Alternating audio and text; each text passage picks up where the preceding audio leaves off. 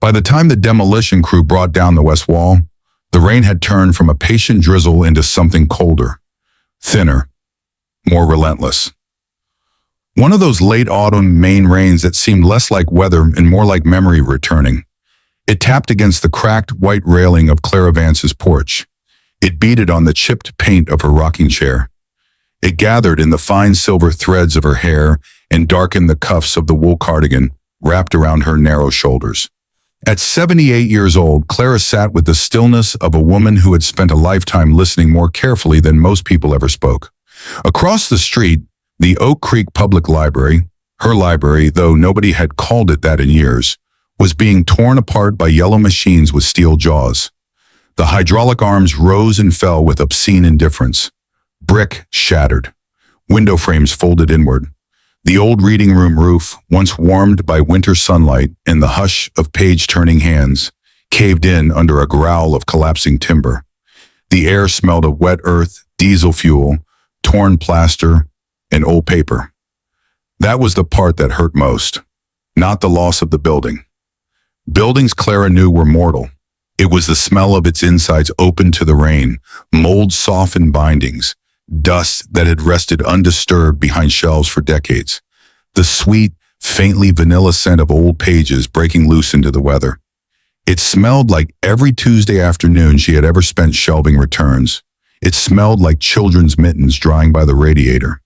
It smelled like her husband's hands after he helped her move boxes in 1983. It smelled like the years nobody else seemed to value anymore. A pickup truck rolled by too fast, spraying gutter water. The boy behind the wheel didn't even glance toward the wreckage.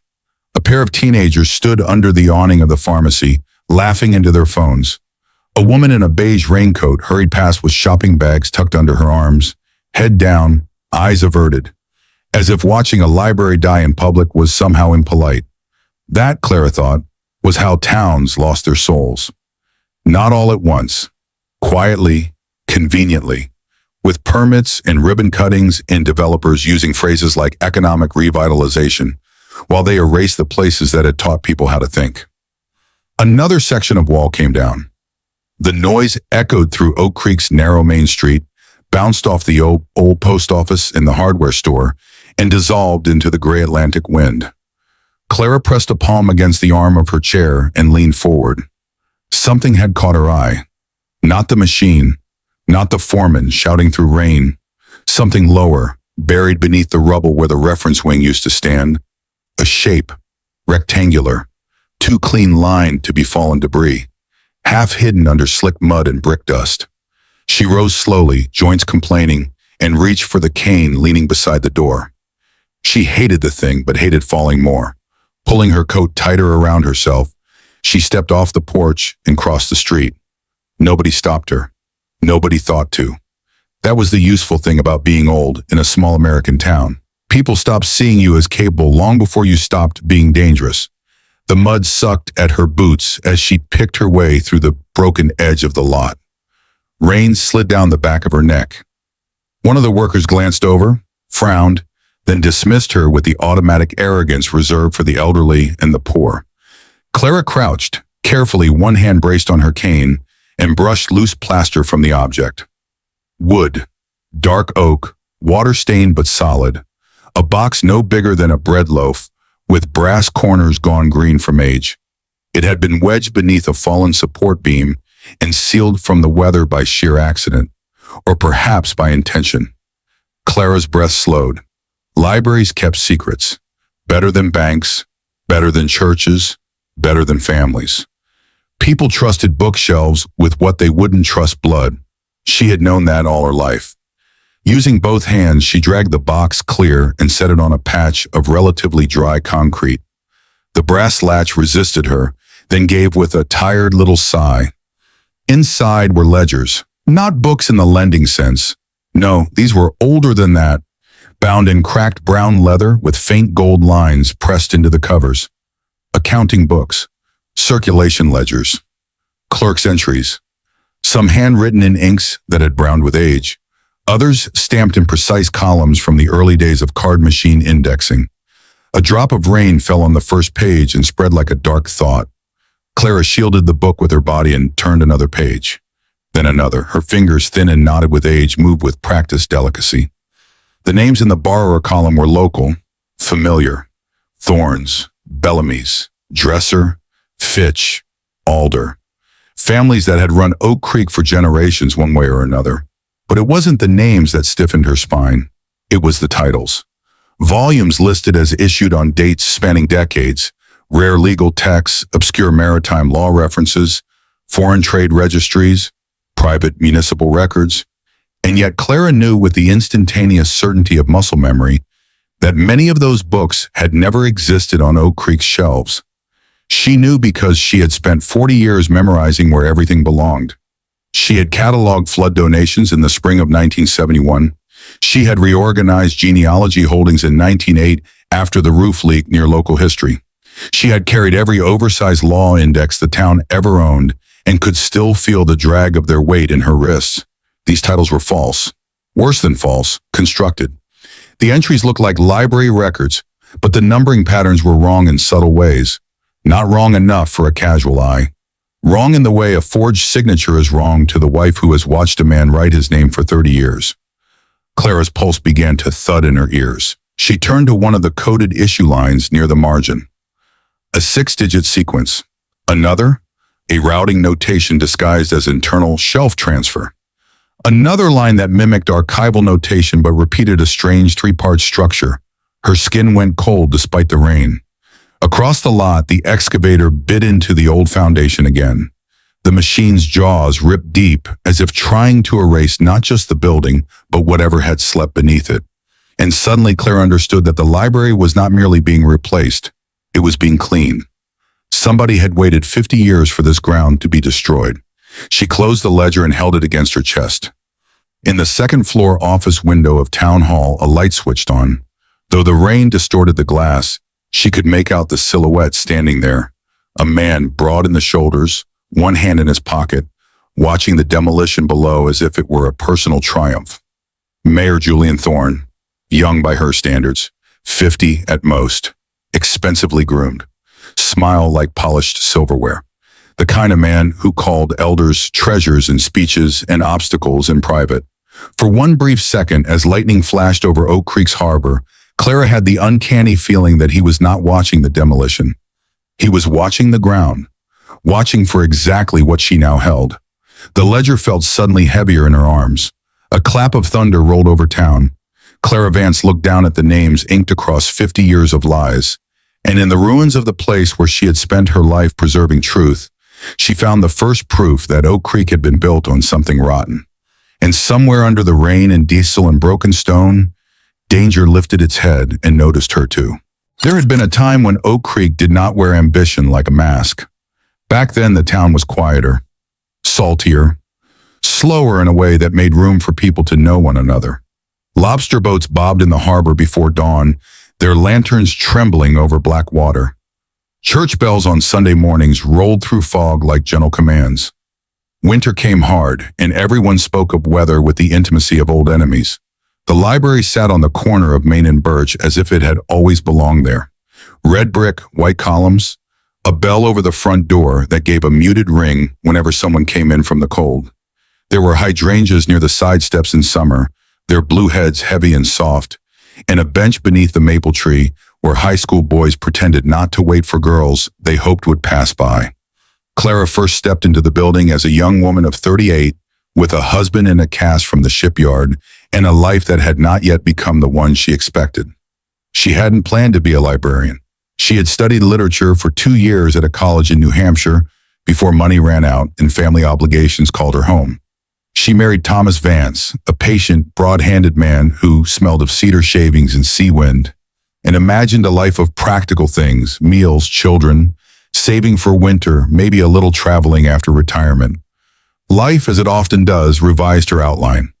The children never came. Thomas died too young, and the library, quiet, orderly, full of the world pressed between covers, became the place where grief was useful instead of loud. She started as an assistant, shelving, repairs, card catalog maintenance, donation sorting. By the early 80s, she knew every warped floorboard, every patron habit, every blind spot in the heating system.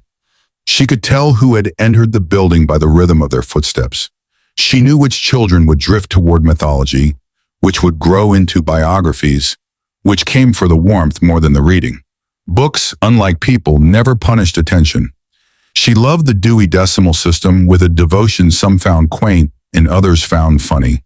But to Clara, classification was not fussiness. It was moral architecture, a way of saying the world could be made intelligible if you looked carefully enough. That chaos did not have to win. She remembered numbers the way musicians remembered pitch. 500 for natural sciences, 700 for arts, 900 for history and geography. Subdivisions nested inside subdivisions like tiny locked rooms of meaning. Entire countries of knowledge mapped into sequence and order. Even now, decades later, Clara could close her eyes and tell you where local maritime law once lived, where the county tax abstracts sat before digitization, where the atlases were moved after the 1996 flood, where the old-bound newspaper volumes collected dust in a back room. Nobody under 60 had entered willingly.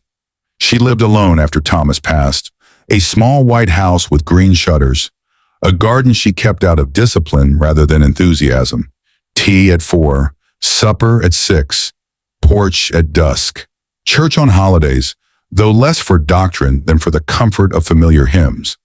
The town called her reliable, which was the polite word for a woman who outlasted novelty. As Oak Creek changed, she became one of those people others referred to with fond diminishment. Oh, Clara still remembers everybody's library card number. Sweet woman. Bit forgetful these days, I hear. Lives alone, doesn't she? Must be hard at her age. They thought age had made her smaller, softer, harmless. It never occurred to them that the habits formed by 40 years of guarding public records might sharpen rather than dull a mind. Retirement came without ceremony, a cake from the Rotary Club, a mayoral plaque, 2 speeches that spoke more about transition than service. Julian Thorne had not yet been mayor then, but men like him were already circling. Developers, consultants, civic optimists who spoke of unlocking value. They looked at buildings and saw revenue. Clara looked at buildings and saw memory. The library survived for a few more years. Then budget cuts came. Then reduced hours. Then mold reports. Then deferred maintenance. Then an investor proposal dressed up as opportunity. The old language of theft had become cleaner in modern America. Nobody said strip it for parts. They said revitalize downtown. And through it all, Clara watched. She watched the reading room empty. Watched the genealogy volunteers get pushed into a storage annex. Watched records vanish during digitization. Watched board members stop asking the right questions. Watched Julian Thorne rise from councilman to mayor on a campaign of progress and efficiency, speaking with perfect sympathy about the need to move beyond nostalgia. Nostalgia, Clara thought, was what thieves called accountability when they wanted it gone. The town slowly decided she belonged to the past. Children she had once helped sound out chapter titles now crossed the street without seeing her. The pharmacy clerk spoke to her too loudly. Bank tellers explained her own statements as if age had dissolved arithmetic. Twice in 1 month, someone asked if she was Clara's daughter. It amused her sometimes. Until it didn't. Because invisibility is one thing when it costs only dignity.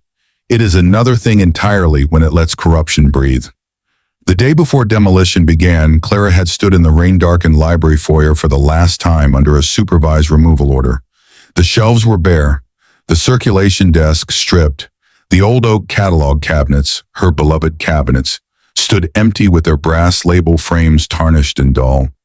She placed her fingertips on one drawer pull and felt beneath the wood's chill the ghost of routine. There are people who think librarians merely store books. They do not understand that librarians guard systems, patterns, access, integrity. They notice when something is missing because they know what ought to be there. So when Clara found the ledgers in the rubble, it was not luck. It was the inevitable result of a woman whose entire life had prepared her to recognize that a lie had been filed where truth should have been. She carried the box home wrapped in an old oilcloth and set it on her kitchen table beneath the yellow pool of a hanging lamp. Rain tapped the windows. The kettle hissed. The floor clock in the corner marked each second with a solemn click. Clara opened the first ledger again. The pages smelled of mildew, leather, and old ink. Names she knew, years she had lived through, codes disguised as circulation entries. And as she turned each 50 and each page, the past stopped looking quaint and began to look staged. Somebody had used her library as a machine, and somewhere in the careful architecture of those false borrowings, Oak Creek had left itself a confession. Morning arrived gray and hard-edged. The rain had passed, but the world outside Clara's kitchen window remained washed in pewter light. The maple branches shivered in the wind. A gull cried somewhere near the harbor. The town sounded ordinary in that deceptive way places often do on the day their secrets begin to crack. Clara had not slept much. The ledgers lay open in front of her, pages weighted flat with an old brass candlestick, and Thomas's stone paperweight in the shape of a whale. Her reading glasses sat low on her nose. Beside the books were a legal pad, 3 sharpened pencils, and a cup of tea gone cold hours earlier. She had copied out 32 suspicious entries before dawn. At first glance, they resembled circulation metadata, acquisition category, issue code, transfer notation, return condition. But repetition was the enemy of disguise, and Clara's mind had always been tuned to repetition the way a hunter's ear catches a twig snap in the woods. Patterns emerged, not shelf locations, not publication years, not branch transfers, transactions, structured ones. The 6-digit fields mapped too neatly to old bank routing conventions used in regional processing systems from the 60s and 70s. Some segments matched legacy settlement identifiers she dimly recalled from a county history exhibit. Others repeated across names that had no reason to overlap in library usage, but every reason to overlap if money was being layered, split, redirected. She sat back and rubbed the bridge of her nose. Not books, she whispered to the empty kitchen. Never books. A memory surfaced. In 1974, a local businessman had donated a set of financial law references to the library. Heavy green volumes no one ever touched. Clara remembered cataloging them because the donor insisted on a plaque, and the books never matched the accession list cleanly. One volume had disappeared before it ever hit the shelf. She had assumed clerical error. Now she wasn't so sure. She pulled another ledger closer. The borrower name read, Elias Thorne, Julian's grandfather. Title issued, Comparative Port Authority Proceedings, Vulnern 4. Clara's lips pressed into a thin line. Oak Creek had never owned such a title. Below it, an internal note disguised as a conservation remark contained a sequence identical in structure to 3 other issue codes she had already isolated. She wrote them down side by side. 3 transfers over 14 months, 3 shell notations, 3 different borrower names, 1 family. By noon, she had enough to know the truth without yet being able to prove all of it. The library had been used for decades as a laundering front, its circulation records serving as camouflage for off-book transfers through trusts, pension pools, civic accounts, and likely maritime holding companies connected to port contracts.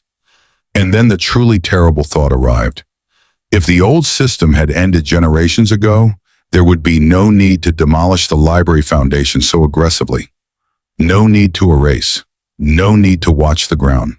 Which meant the scheme had not died with Julian Thorne's grandfather. It had evolved. Clara stood, joints stiff, and went to the hall closet. From the top shelf, she took down a plastic file bin containing years of Old Town bulletins, library board minutes, newspaper clippings, and budget notices. Documents other people threw away because they assumed everything important would stay available somewhere else. Truth, Clara knew, had a terrible habit of being lost during cleanup. She carried the bin to the table and began matching names. Thorne, Dresser, Bellamy, a former finance chair later seated on the pension oversight board, a planning commissioner tied to the mall development, a consulting firm hired for records modernization, a construction subsidiary with contracts sealed from public detail due to competitive sensitivity. Outside, a truck rattled past. Inside, Clara's kitchen became an evidence room. At 2 in the afternoon, she found the bridge between past and present. In a town budget summary from 4 years earlier, Julian Thorne had championed consolidation of elder services and pension disbursement into a streamlined digital management platform administered through a private vendor. The vendor's parent company traced back through 2 mergers and 1 suspicious acquisition notice, to an old local trust name that also appeared in the library ledger margins. There it was, the bloodline of fraud, not merely inheritance of money, but inheritance of method. Clara stared at the paper until the room seemed to narrow around her. Julian had not invented the corruption, he had modernized it. What his grandfather had done with paper codes and quiet circulation books, Julian was doing with municipal software, shell contractors, and development bonds. The library had not been sentimental collateral damage. It had been a liability. Perhaps not the books themselves, but the basement, the records rooms, the old servers installed during Oak Creek's first digitization push in the late 90s, when nobody really understood how long temporary backup systems could survive if left untouched in a climate-controlled sublevel. Clara remembered those servers. The town IT contractor had used the old archives room because it had thick walls, stable temperature, and existing power access. Later, newer systems came in and everyone assumed the old machines had been decommissioned. Assumed. She turned so sharply her chair legs scraped the floor. The demolition, the timing, the urgency. They weren't clearing a building, they were hunting storage. A cold ripple moved down her back. She went to the phone. The mayor's office answered on the 4th ring with the crisp cheerfulness of a young receptionist trained to treat every caller as either donor, voter, or problem. This is Oak Creek Municipal Office. This is Clara Vance. I need to speak with Mayor Thorne. A pause, then, may I ask what this concerns? Yes, Clara said, her voice even. Fraud. The girl hesitated, likely smiling despite herself. Ma'am, the mayor is very busy. Tell him it concerns the library records. Silence. A longer pause this time. Then the receptionist's tone changed by half a degree. One moment, Miss Vance. Clara waited, one hand resting on the table edge. She could hear muffled transferring, a click, then the smooth baritone she had heard in campaign ads, memorial speeches, and fundraising galas. Miss Vance, Julian Thorne said warmly. Always a pleasure. How are you holding up after yesterday? I know the demolition must stir up a lot of emotion. His voice was perfect, polished concern over steel. Clara looked at the ledgers. I found something in the ruins. No reply for 1 heartbeat. Then, I see. Records that should interest you. I'm sure if there are archival matters, the town clerk can help. No, Clara said quietly. These are older than the clerk. Older than you, but not, I think, irrelevant. On the other end of the line, Julian exhaled once. You know, Clara, nostalgia can be a heavy thing at your age. We all see patterns where we want them sometimes. That phrase, at your age, landed exactly where he intended it to. She let the insult pass. I think you should hear what I have to say in person. I have meetings all afternoon. It concerns your family. Another silence. Then his pleasantness returned, thinner now. Come by at 4. The line clicked dead. Clara stood in her little kitchen, surrounded by paper and old wood and the ticking clock. For the first time since Thomas died, she felt something almost like fear.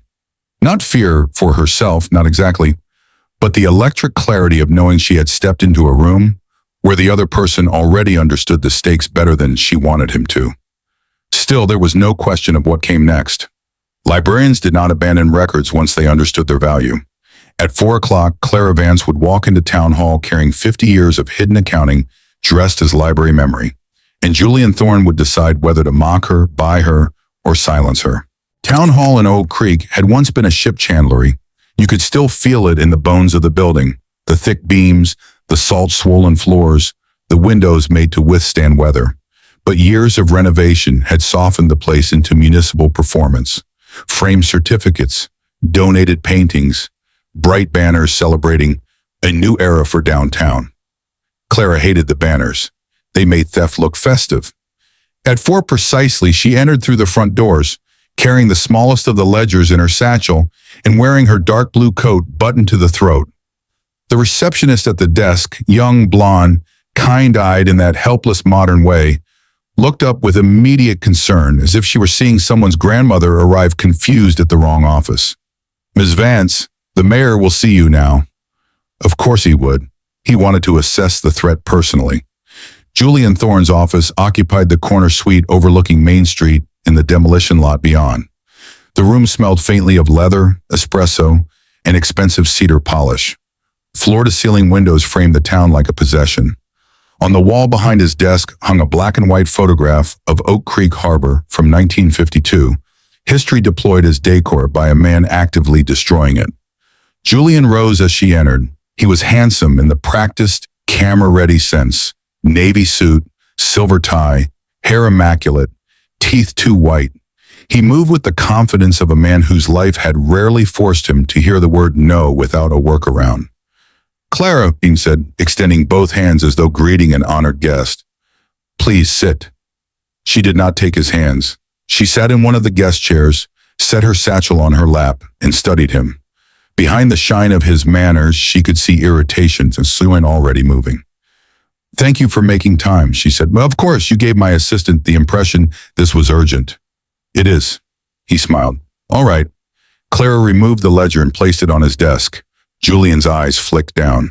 The smile did not vanish, but its temperature changed. He did not touch the book. "Where did you get this?" "In the rubble." "That should have been turned over to archives." "Should it?" His gaze lifted to hers. For a moment, neither spoke. Rainwater still clung in tiny dried crescents to the cuff of Clara's coat. The clock on his wall made no audible sound at all. Wealth often preferred silence. It helped people imagine consequences were optional. Clara opened the ledger to one of the marked pages and slid it toward him. "These circulation entries are false. The books never existed in the collection." Julian sat back slowly. "And this is alarming because the issue codes are not library codes." "Oh, they're transfer references." He gave a short, amused breath through his nose. "Clara, with respect, you were a librarian." "Yes." "Not a banker." "No." "Not a forensic accountant." "No." "Not law enforcement." "No." He folded his hands. "Then perhaps you can understand my reluctance to accept a theory this extraordinary based on pattern recognition." The condescension was delicate. That made it crueler. Clara said, "Your grandfather's name appears repeatedly. So do the names of trustees whose descendants now sit on town boards. So do several identifiers linked to pension oversight accounts." There it was, the smallest twitch at the corner of his mouth. He recovered quickly. "Do you know what I think?" Julian asked. "I imagine you'll tell me." "I think you've suffered a difficult loss." He gestured vaguely toward the window in the demolished library beyond. "I think that building meant more to you than most people realize, and I think grief can make even very intelligent people fixate." Clara's fingers tightened once around the handle of her cane. Julian continued gently, "At your age, memory itself can become associative. Fragments feel connected when they aren't." There was the knife. At your age. Memory. Associative. The vocabulary of respectable dismissal. Clara held his gaze. "You are still using it." Something dark flashed behind his eyes, but when he spoke, he smiled again. "Using what?" "The system." Julian rose and walked to the window. "Miss Vance, Oak Creek is changing. That is difficult for some people. We've all been trying to honor the past while making room for a viable future." "A mall," Clara said, "for a town with 2,000 people. A mixed-use retail and residential development projected to expand our tax base. Built over a public institution. Built over decay." He turned back to her then, hands in pockets, easy and elegant and utterly contemptuous. "You spent your life among books, Clara. That's admirable. But books can mislead. A title can look important without meaning anything. Numbers can look sinister to a lonely mind." He let the word lonely linger. She almost pitied him then. Men like Julian always believed humiliation was control. They mistook another person's silence for surrender because they had never learned how much observation could happen inside stillness. Clara rose carefully to her feet. "I came here to warn you," she said. Julian's brows lifted. "Warn me?" "Yes." He laughed softly. "That is unexpectedly dramatic." The records survived. He stepped closer, not quite threatening, not quite safe. "Clara, go home." The softness in his voice had become velvet over granite. Have some tea. Get out of the rain. Let the town move on with dignity. She said nothing. He went on, and for your own sake, I suggest you stop discussing these fantasies publicly. People can be unkind when they think someone is confused. There it was at last, not just dismissal, positioning. He was laying groundwork. I'm confused, Claire repeated. Julian gave her a sympathetic smile meant for witnesses. You've been through a lot. You intend to say I'm unwell. I intend, he said, to make sure no one exploits a vulnerable elder in a moment of distress. A perfect sentence. Civic-minded, protective, rotten. He moved to the desk, tapped the ledger shut with one finger, and slid it back toward her as if returning an overdue romance novel. I can have someone drive you home. Clara took the ledger. No need. I insist. I said no. For the first time, the mayor stopped acting. His face flattened into naked irritation. You know, he said, voice lower now, there are facilities in Bangor that specialize in memory care. Families are often grateful when intervention happens before a situation becomes embarrassing. Clara stood very still. Threats had always sounded the same, no matter how elegantly men dressed them. Embarrassing. Intervention. Care. In another century, he would have called it hysteria and had her locked away with doctorly concern. Modern language had improved the furniture, but not the instinct. She placed the ledger back into her satchel. Then she looked at him with something far worse than anger. Recognition. Oh, Clara said softly, you're frightened. Julian's expression hardened. Take care, Miss Vance. The receptionist looked up as Clara exited the office. Two council aides in the hallway were pretending not to stare. She understood at once that part of this performance had been for them. Already Julian was building a version of events in which an elderly former librarian had wandered in distressed and incoherent, clinging to the rubble of a dead institution. By supper time, Oak Creek would hear she was grieving badly. By tomorrow, that she was confused. By the weekend, perhaps, that she was not entirely safe on her own. Clara stepped back out into the cold afternoon. Wind tugged at her coat. Across the street, the library lot churned under fresh machinery. A chain-link perimeter had gone up since morning. Too fast. Much too fast. Julian hadn't dismissed her because she was wrong. He had dismissed her because she was early, and if he was willing to threaten institutionalization on the first meeting, then whatever remained under that foundation was more valuable or more dangerous than even Clara had guessed. As she crossed Main Street, she heard a voice behind her. Miss Vance? She turned. A young man stood in front of the closed diner, one hand raised uncertainly. Early 30s, slim, dark rain jacket, wire-frame glasses fogged from the weather.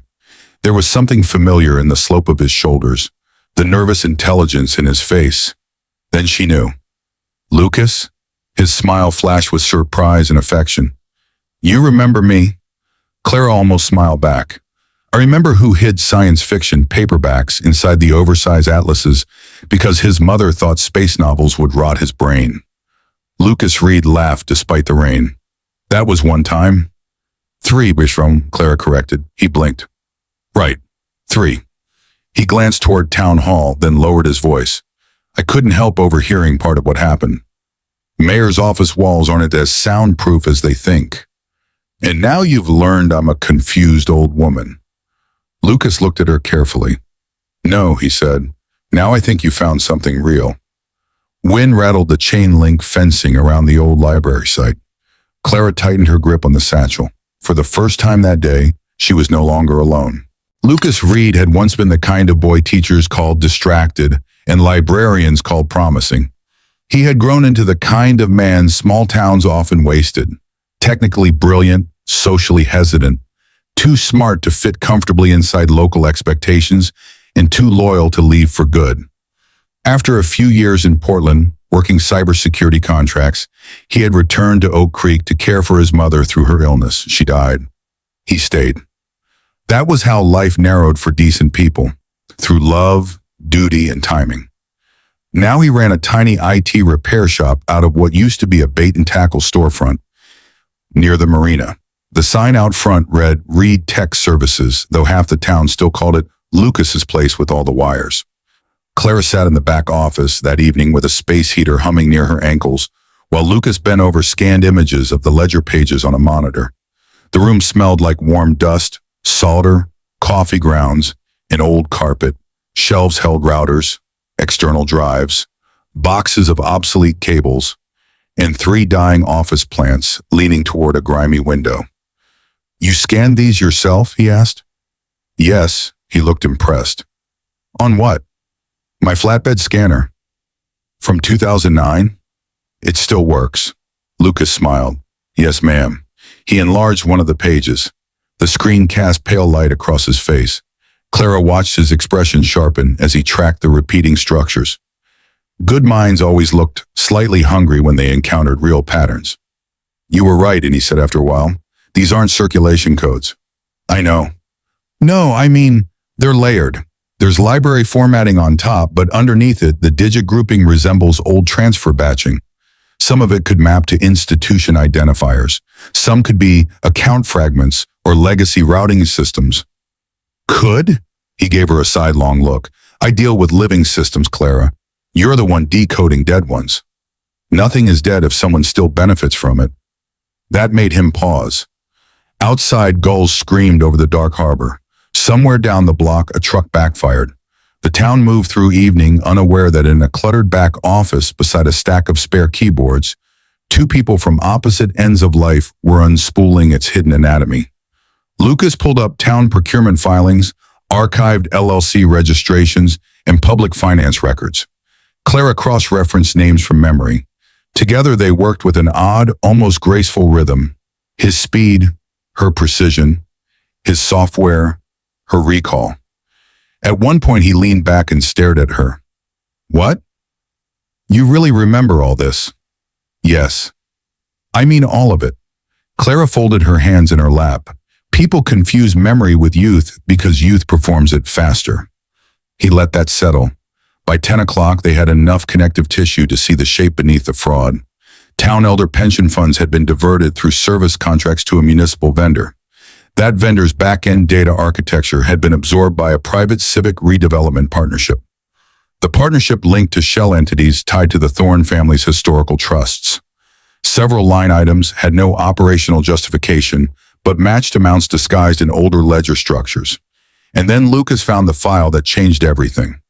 A maintenance invoice from 17 years earlier. Library basement environmental stabilization for records retention infrastructure.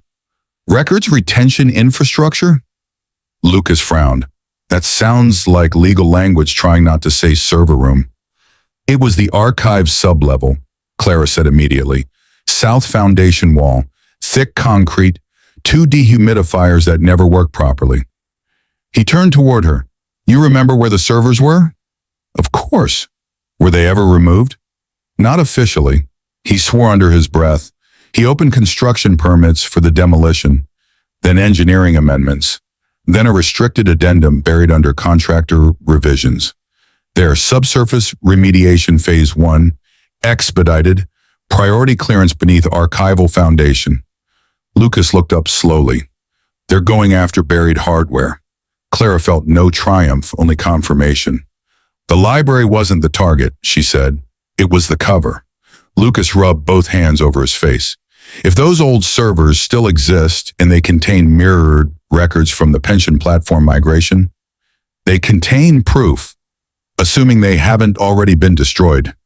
Clara thought of Julian watching the ground from town hall. "They're trying." The room seemed to tighten around them. For a moment, Lucas was silent. Then he said the thing most honest people say when truth becomes inconveniently dangerous. "We should go to the police." Clara considered him with great tenderness. "You still think this is a story where institutions wake up on time?" He frowned. "You think they're in on it?" "I think Julian Thorne did not build a scheme this broad without deciding in advance which offices would be slow, which would be loyal, and which would need only a little doubt to do nothing." Lucas stared at the screen. He knew she was right. In small towns, corruption rarely required universal conspiracy. It only required enough people who preferred not to make trouble. "Then what do we do?" he asked. Clara looked at the ledger pages, then out toward the rain-blackened street. What do old women do when powerful men assume they're finished? They use the assumption. Julian believed he had already framed the narrative. Confused widow, grieving ex-librarian, age-related fixation, maybe cognitive decline. He expected either panic or retreat. He did not expect patience. He did not expect theater. And he certainly did not expect that Clara Vance understood performance as well as any trial lawyer. Librarians, after all, spent their lives studying what people revealed through their choices. He threatened memory care, Clara said. Lucas blinked. What? He wants the town prepared to believe I'm losing my mind. That's monstrous. It's useful. He stared at her. Useful? Clara turned in her chair and met his eyes.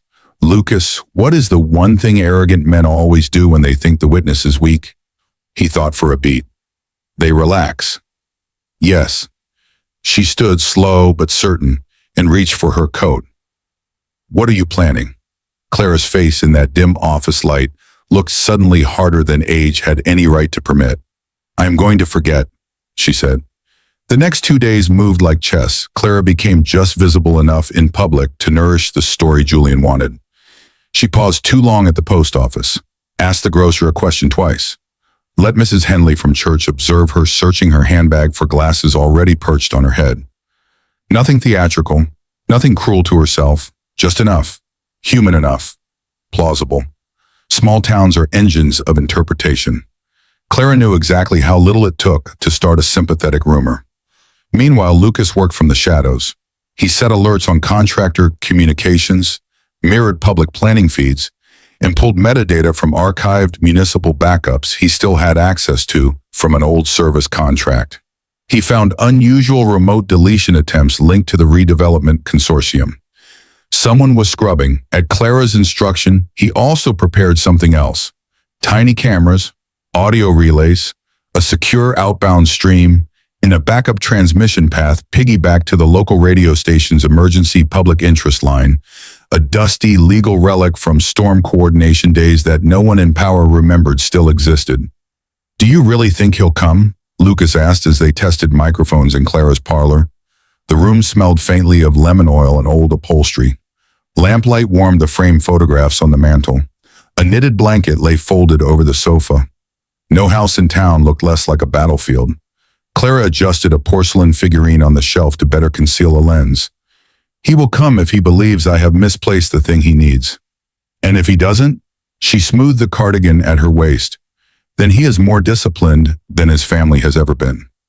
On the third morning, Clara placed the call. When Julian answered, she let her voice tremble just slightly, not enough to sound false, only enough to sound weary. Mayor Thorne, I'm terribly sorry to bother you. I seem to have made a mess of things. He was cautious immediately. Clara? Yes, those old books, those account books, or whatever they are. I can't seem to find them. I've moved things around. My house is such a clutter. I wondered if perhaps, since I've caused such confusion, perhaps you might stop by and help me make sense of it. There was a silence on the line so pure she could hear his heartbeat in it. Then concern flooded in, professionally warm. Of course, Julian said. I'd be happy to help. Clara looked at Lucas, who stood by the kitchen arch with a laptop under one arm and disbelief all over his face. Thank you, she said softly. I get turned around sometimes. Julian's voice gentled, rich with false kindness. We all need help now and then. After she hung up, the house fell quiet except for the floor clock. Lucas let out a breath. That bastard. Clara nodded once. Yes, she said. And now he thinks he's safe. Clara's house had never seemed smaller, perhaps because every room now contained intention. Lucas arrived before sunset with 2 laptops, a signal booster, spare batteries, and the tight, restless focus of a man one mistake away from catastrophe. He checked the camera hidden inside the china cabinet vent, checked the microphone beneath the lace runner on the sideboard, checked the tiny transmitter disguised in the old floor radio, then checked everything again. The house glowed amber under lamplight. The parlor curtains were half drawn. Rain tapped intermittently at the windows, not the theatrical storm of a pulp mystery, but the soft, intermittent weather of coastal Maine, which somehow made things feel more real, more intimate. The kitchen held the scent of steeping black tea and cinnamon from the biscuits Clara had baked that morning because she refused to stage an ambush in an untidy home. "Do you need the tea?" Lucas asked, watching her arrange 2 cups on a tray. "No." "Then why?" "Because men like Julian believe what flatters them. If I seem frightened and domestic, he'll feel taller." Lucas shook his head in quiet amazement. "You've done this before." "Not exactly this." But she had done versions of it all her life. There were children who lied about overdue books and needed a silence long enough to hang themselves with detail. Donors who misplaced restricted manuscripts and required a tone so gentle they forgot to guard their guilt. Board members who claimed no knowledge of document transfers until Clara asked them one precise, patient question and then waited without blinking. Truth rarely needed force. Usually it only needed room. At 7:12, headlights swept across the front curtains.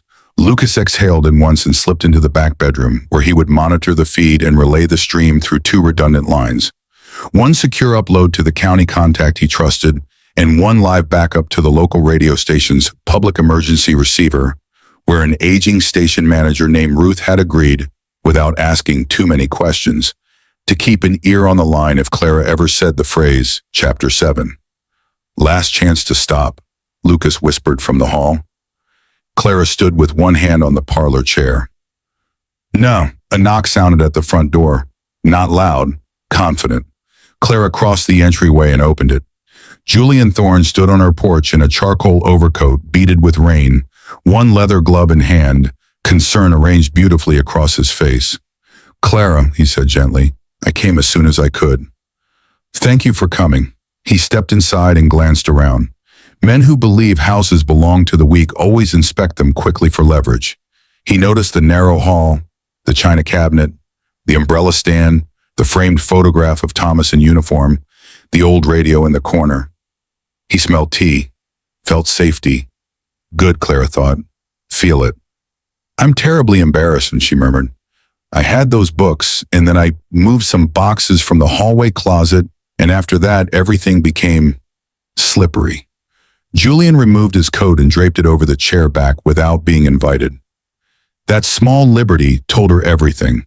Already he was entering not as guest, but as cleaner of inconvenience.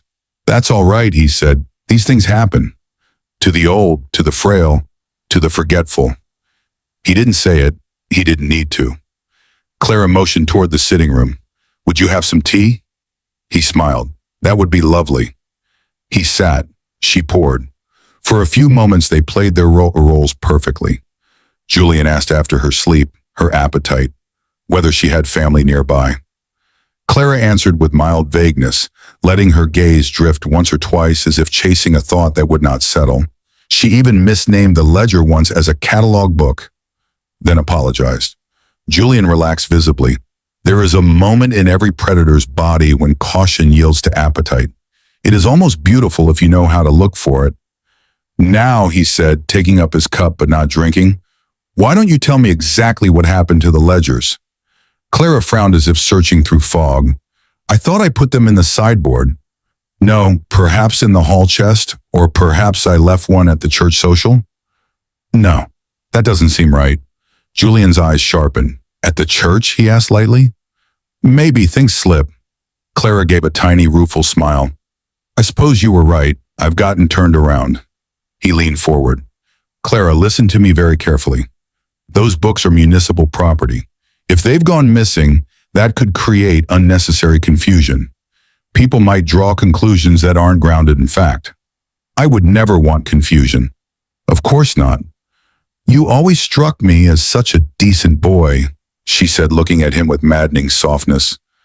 "Your grandfather came to the library too, you know." That touched something raw. Julian's smile cooled. "Did he?" "Oh yes, often, especially after hours." The room went very still. Rain whispered against the glass. Julian set the cup down without a sound. "Clara," he said, "where are the ledgers?" She looked toward the hallway, then toward the kitchen, as if uncertain. "I thought maybe you could help me remember." He studied her face for a long second, and then, because vanity is the great solvent of caution, he decided. His voice changed first. Not volume, or temperature. The warmth left. You don't remember, he said. Clara folded her hands in her lap. Not the way I used to. A small smile appeared on his face, nothing pleasant in it now. Well, Julian said, that is unfortunate. He stood and began to walk the room slowly, no longer a guest, an assessor. His shoes made soft sounds on her rug. He glanced at the mantel photographs, the bookshelf, the sideboard drawers. You know, he said, I tried to be kind in my office. Clara watched him. I told myself you were old, grieving, attached to a dead building. I thought perhaps you'd calm down. His hand drifted over the sideboard handle.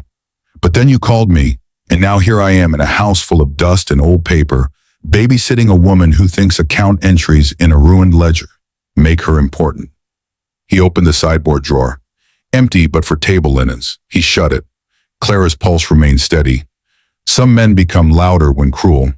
Julian became more articulate. That library was a carcass, he said, a moldy shrine for people who think preserving the past is the same as governing the present. Oak Creek needed capital, growth, discipline, not sentiment. He moved closer. And pension funds? Clara asked quietly. The question pleased him in a dangerous way, so she was not entirely lost. Good. Better. You really do understand more than they gave you credit for, he said. He crouched in front of her chair, bringing his face level with hers. Up close, his cologne smelled like cedar and pepper and money. Do you know what old towns are best for, Clara? Hiding movement, the right names and the right committees? Public trust where no one audits too deeply because everybody's grandfather knew everybody else's grandfather. Money has always traveled through Oak Creek. It just needed smarter roads. He smiled.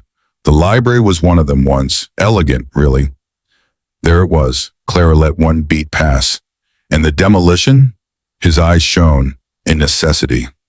He stood and laughed softly to himself, pacing now with the ease of a man already celebrating survival.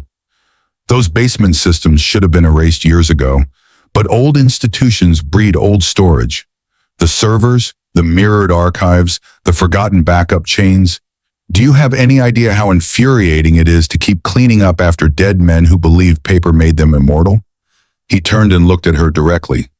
They were sloppy. I am not. In the back bedroom, Lucas's hands flew over keys. The stream held. Audio clear. Julian took another step closer. So let's stop pretending. You found the ledgers. You understood enough to become inconvenient. Now you either tell me where they are, or tomorrow this town hears that Clara Vance wandered confused through a demolition site in the rain and has been showing signs for months. After that, your house becomes someone else's problem. He leaned down, voice almost tender. And no one will believe a word you say. Clara looked up at him. The old clock ticked in the hall. He mistook her composure for defeat. That was his final error. Julian's face hovered above hers, handsome and vicious and certain. Clara could see every detail now with the eerie crispness that arrives in moments of true danger. The rainwater drying in pale marks along his coat sleeve, the pulse in his throat, the tiny nick on his chin from a careless razor. She smelled wet wool, tea cooling in porcelain, dust rising from the radiator. The house seemed to listen. He said very softly, Where are the ledgers? Clara folded her hands more neatly in her lap. Then she answered with the same tone she might once have used to remind a child that whispering in the reference room did not make him invisible. Julian, she said, I never misfile a record. For the first time, confusion touched his expression. She went on, and you've just created a new one. His brow furrowed. Then from the back bedroom, so faint it might have been imagination, came the muffled chirp of an electronic notification. Julian straightened. What did you say? Clara's eyes did not leave his. I said, she replied, everything you have told me in the last 6 minutes has been recorded. The blood drained from his face so quickly it seemed to rearrange him. He turned toward the hallway. At that exact moment, Lucas stepped into view holding the laptop, pale with adrenaline but steady.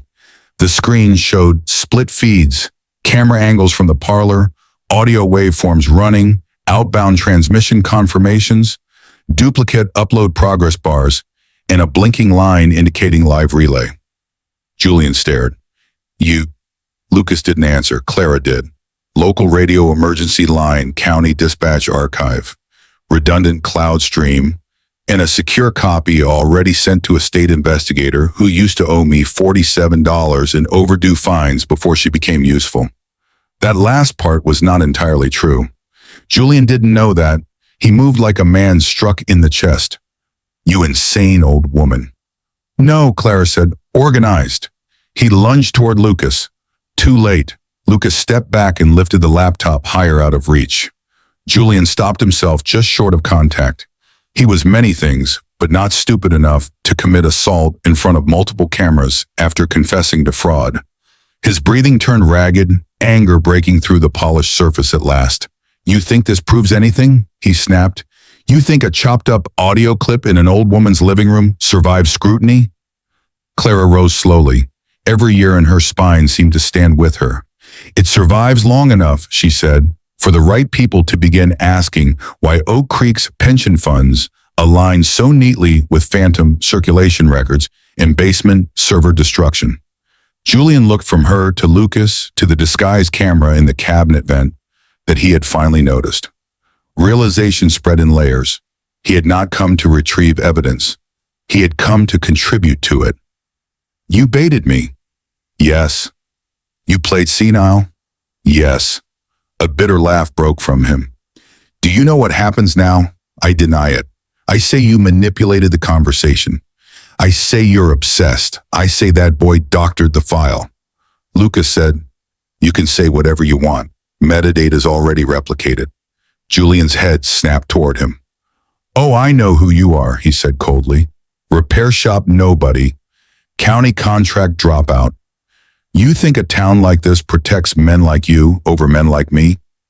Lucas swallowed but held his ground. "Tonight it might." Sirens sounded faintly in the distance.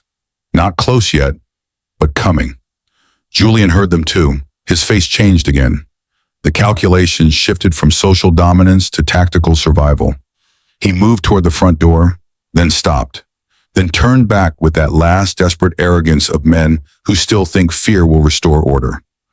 "Let me be very clear," he said. "If you do this, if you force this open, you destroy Oak Creek with me. Investment gone, jobs gone, litigation for years. You don't save towns by exposing what pays for them."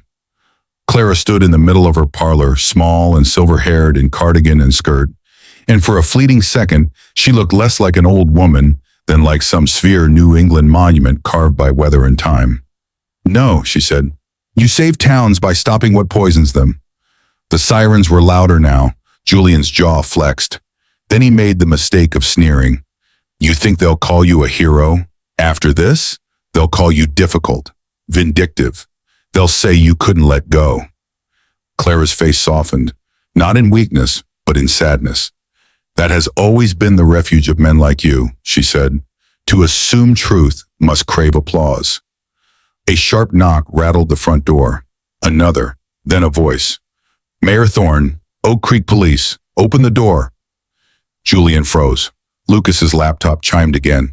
Receipt confirmation, state-level upload, successful. Somewhere far downtown, Ruth at the radio station was almost certainly already listening to the replay with her coffee going cold and her eyes widening under fluorescent lights. The world had moved. It would not move back. Julian turned one final time toward Clara, and what showed in his face then was not power, not anger, not even hatred. It was disbelief. He could not understand how a woman everyone had agreed to overlook had become the architecture of his fall. Clara met his gaze calmly. "This," she said, "is why you never tear down a library before you know what it remembers." The night broke open fast. Police entered first. 2 Oak Creek officers Clara recognized by face, if not by name, followed by a county investigator who arrived damp-haired and grim in a dark field jacket. Julian attempted composure, demanded counsel, objected to procedure, spoke in clipped legal phrases learned from too many fundraisers with attorneys. But the audio existed, the stream had propagated, and panic was already rippling through every person whose phone had begun vibrating with forwarded clips and whispered updates. By midnight, lights burned in half the town. By 1 in the morning, unmarked vehicles from the State Financial Crimes Unit were parked near Town Hall. By dawn, the FBI had joined. Oak Creek woke to the strangest sound a corrupt town can hear. Official footsteps that do not belong to local loyalties. Main Street filled before breakfast. People gathered in coats and knit hats under a sky the color of pewter spoons. Steam rose from coffee cups clutched in cold hands. Reporters from Portland arrived with cameras and expressions sharpened by scandal. And retired fishermen stood shoulder to shoulder with teachers, postal clerks, and two widows who had spent months wondering why their pension checks had temporarily adjusted downward. Someone had printed flyers of library photographs from years ago and held them like icons. And there, between the shuttered bakery and town hall steps, Clara Vance arrived carrying the ledger. She wore her navy coat, a dark scarf, and gloves mended so neatly the repair itself looked dignified. Lucas walked beside her, sleep-starved and pale, carrying document boxes.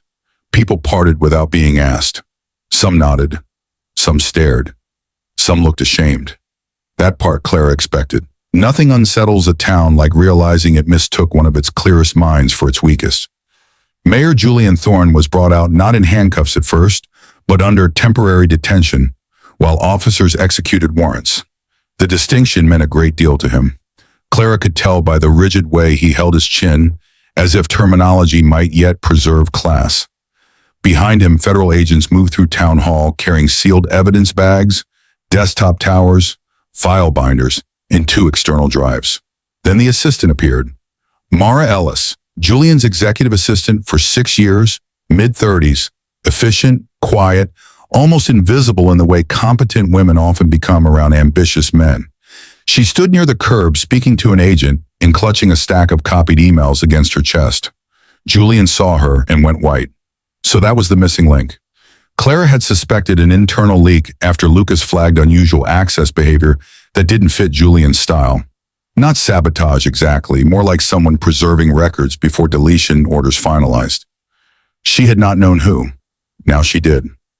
Mara looked across the crowd and met Clara's eyes. The expression that passed between them was brief and full. Not friendship, recognition. Another witness tired of being underestimated. An FBI agent asked Clara whether she could identify the ledger entries relevant to pre-digital transfer masking. She could. She did. Standing on the town hall steps with wind off the harbor, lifting strands of silver hair around her face, she opened the cracked brown ledger and began to read. Not theatrically, precisely. Name, date, code, false title, corresponding trust trace, legacy transfer structure, repeated family identifiers. She spoke as she had once recommended books or corrected cataloging errors, with quiet authority, each word placed where it belonged. The crowd fell silent. There is a particular power in being read aloud from a document you hoped would stay obscure. Julian felt it. His confidence began to fray visibly as Clara laid the past against the present and the pattern stood up in plain daylight. A woman in the crowd started to cry when she heard the pension fund numbers linked to shell redirections. A retired dock worker removed his cap and gripped it in both hands. 2 council members slipped away toward the side entrance and were intercepted. The agents descended into the old library's sublevel excavation shortly after 10. For an hour, Oak Creek waited in cold wind while machinery idled and officials conferred. Then word emerged in fragments. Partial server racks discovered beneath a collapsed concrete shelf. Damage attempted but incomplete. Mirrored archive drives possibly intact. Preservation specialists called in. Clara closed her eyes briefly. They had been in time. Not early enough to prevent harm, but in time. Julian, seeing the agents emerge with tagged hardware cases, lost whatever remained of his public poise. "This is absurd," he snapped loud enough for nearby microphones to catch. "Those systems are obsolete. They prove nothing." Mara Ellis, standing 2 steps behind an agent, said with quiet clarity, "They prove everything." Julian swung toward her. "You stupid girl." The crowd heard that too. Mara did not flinch. "I kept copies because I knew you'd destroy the originals." A murmur spread through the square like fire through dry pine. Clara watched Julian then as one watches an old building finally reveal the rot behind the paint. His anger no longer inspired fear, only exposure. The elegant mayor, architect of progress, heir to civic polish, had become what he always was when stripped of performance, a greedy man furious that the people he dismissed had minds of their own. When the handcuffs finally came, they clicked with a sound almost too small for the occasion. Yet everyone heard it. The metal flashed once in the gray morning light. Julian Thorne looked in that instant, not powerful or tragic, but merely diminished. He turned his head and found Clara in the crowd. If he expected triumph in her face, he did not find it. Only judgment, steady, measured, old as libraries. He was led down the steps, past reporters, past pensioners, past the citizens whose future he had considered collateral. Cameras followed. Microphones surged. Someone shouted a question about offshore accounts. Another about missing civic funds. Another about elder pensions. Julian said nothing. Mara exhaled shakily and lowered her eyes. Lucas stood beside Clara, almost trembling with the release of it all. "You did it," he whispered. Clara looked toward the demolished library lot, where agents now lifted evidence from the earth beneath shattered stone. "No," she said, "the records did." But even as she spoke, Oak Creek was already beginning to understand the harder truth. Records do not save themselves. People do. Scandal burns hot. Justice burns slow. In the weeks that followed Julian Thorne's arrest, Oak Creek changed by inches rather than miracles. That was fitting. Clara had never trusted transformations that happened too quickly. They often concealed another kind of performance. Federal investigators stayed. State auditors arrived. Emergency hearings were called. Frozen accounts were mapped. Pension diversion trails were untangled through a labyrinth of shell companies, consultant fees, developer retainers, and civic redevelopment funds that had looked legitimate so long as nobody compared the modern systems to the old ones. But Clara had compared them, and that had made all the difference. She spent her days at a borrowed desk inside the old county records annex, where she worked with 2 lawyers, a financial crimes analyst, and a patient young clerk who eventually stopped offering to explain forms to her. The room smelled of toner, cardboard, stale coffee, and institutional heat. Clara loved it. It smelled like accountability. Her job was not glamorous, it was essential. She identified historical references others missed, corrected mistaken assumptions about catalog-era coding conventions, flagged family trust names that had changed spelling across generations, connected library-era disguises to modern disbursement structures. When younger analysts reached for software first, Clara often reached for continuity. Fraud ages. That was the weakness Julian had inherited and failed to respect. Old methods leave descendants. Mara Ellis formally testified. Lucas authenticated the stream, mirrored the metadata chain, and helped reconstruct deletion timelines. Several council members claimed ignorance with varying degrees of sincerity. 2 local businessmen suddenly remembered consultations they had once described as routine. The redevelopment consortium dissolved itself in a press release full of passive verbs. Most meaningful of all, the pension recovery process began. Not instantly, not cleanly, but genuinely. Checks were reviewed, missing allocations traced, emergency state guarantees bridged what had been siphoned. Public outrage accomplished what quiet suffering never had.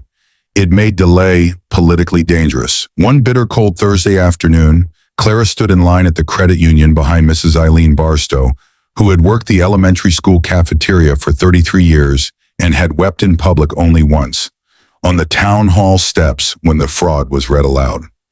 The teller handed Eileen a corrected pension notice with restored payments and partial restitution. The old woman's hand shook. She turned, saw Clara, and pressed the envelope to her chest as if it were a letter from the dead. "Because of you," Eileen whispered. Clara did not care for praise, but some gratitude belongs not to ego, but to repair. She touched Eileen's shoulder gently. "Because it was yours." The town's relationship to Clara shifted in awkward, touching, imperfect ways. Teenagers now held doors. The pharmacist stopped shouting when she asked a question. At the grocery store, people no longer used the voice reserved for the fragile. They used her name. Children from the elementary school sent drawings of books with capes. Someone from the local paper called her Oak Creek Sentinel, and though she disliked the melodrama, the word stuck. Not because it sounded heroic, because it sounded watchful. And watchful was what she had always been. Then came the matter of the land. Once the development permits were suspended and the fraud investigation tied the demolition to evidence destruction, the library parcel entered legal review. It should have become a protracted mess. In many towns it would have. But scandal rearranges appetite. Suddenly no council member wanted to be seen arguing against restoration of a public trust site tied to elder pension theft. So committees formed. Donations appeared. State heritage grants were discussed. Lucas proposed a modern archive lab beneath a rebuilt reading room. Mara, who resigned from every remaining Thorne-affiliated board within 48 hours of the arrest, quietly arranged access to internal correspondence that helped void the most predatory development claims. One snowy evening, the interim town administrator came to Clara's porch with a folder and a look of embarrassed humility. Inside were preliminary legal papers assigning Clara Vance temporary advisory authority over restitution records and historical property claims related to the former library site. Not honorary, actual. The administrator cleared his throat. No one knows the records better than you. Clara took the folder. The wind smelled of wood smoke and salt. For a moment, she thought of Julian in his tailored suits, speaking of viability and progress while trying to erase the basement where truth had slept. She thought of all the people power had taught to underestimate her because she moved slowly, dressed plainly, and knew more about catalog cards than cocktail parties. Then she signed, not for glory, for stewardship. In February, Julian Thorne was transferred pending federal prosecution. His face appeared on television less and less attractively each time. Former allies discovered ethics with suspicious punctuality. The town learned, in public filings, how deeply the pension theft had cut and how long it had been scaffolded by inherited corruption disguised as civic sophistication. When Clara was asked by a reporter whether she felt vindicated, she considered the question carefully before answering. "Vindication is a private emotion," she said. "This is public work." The line ran in newspapers across 3 counties. Lucas framed it and hung it crooked in his shop. By spring, crocuses began to push through damp soil near the fenced library lot. Children tied ribbons to the chain link. Someone placed a small wooden sign there one morning, painted in blue letters, "Truth belongs here." Nobody took it down. Spring in Maine arrives like a person who has changed their minds several times before knocking. Even in April, the mornings could bite. But the evening light lengthened, and the maples outside Clara's house began to soften at the tips with pale green. The air smelled of thawed soil, wet wood, and cold sea salt drifting inland. Somewhere down the street, someone was repairing a screen door. Somewhere farther off, a hammer rang from the library site where surveyors and preservation planners now walked the ground with rolled blueprints tucked under their arms. Not rebuilt yet, but reclaimed. That mattered. Clara sat on her porch in the same rocking chair where months earlier she had watched the old library fall. A blanket rested across her knees. Beside her stood a small table with a cup of tea gone warm and the original leather ledger, now sealed in protective wrapping, except for the page she had permission to view one last time before formal archival transfer. The sunset spread across Oak Creek in bands of gold and rose, catching in window glass, on church steeples, along parked cars, over the harbor where boats rocked gently in their slips. For the first time in a long while, the town looked less like a transaction and more like a place again. Lucas had stopped by earlier with site drawings for the new library. He wanted her opinion on climate control placement and archival shelving depth. Mara had sent a short, handwritten note. No flourish, just thanks, and a promise to testify fully when called. Eileen Barstow had brought blueberry muffins. 3 children had left dandelions in a jar by Clara's door with a tag that read, "For the lady who saved the books." Clara had smiled at that. She had not saved the books exactly. She had saved what the books remembered. There is a difference. The ledger in her lap smelled faintly of treated leather and time. She traced one gloved finger near the old ink without touching it. Once those entries had masqueraded as routine. Shelved lies, administrative camouflage. Men had trusted obscurity, formality, and public boredom to protect them. But records have their own patience, and so do women who spend their lives preserving them. The porch boards creaked softly under the rocker.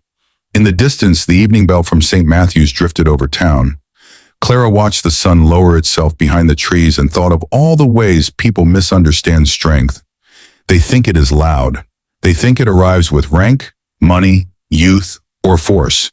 They think power belongs naturally to those who stride, claim, occupy, and command.